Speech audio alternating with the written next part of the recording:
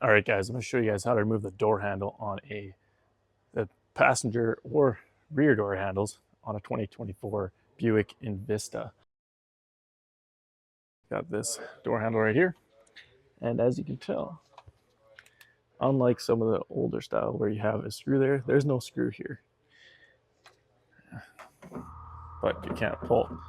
So what you want to do, grab a pick tool, kind of like this guy right here. Take your pick tool and stick it inside or on the outside, whatever you can, of that piece of plastic there that has a hole in it.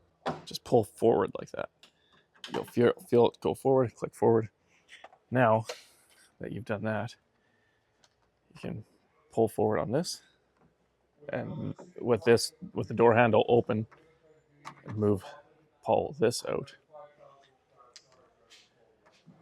Close the door handle, pull it toward the outside of the door, and then out. And you're already going to have to take the door panel apart to get that wire disconnected that's inside there, which I also have a video on how to take the door panel apart, which I'll link over here somewhere so you guys can go check that out if you want to watch the video on how to take that door panel apart. And because every time I do one of these how-tos, I always forget to show you guys how to put it back in. Back in is the same thing. Take your door handle,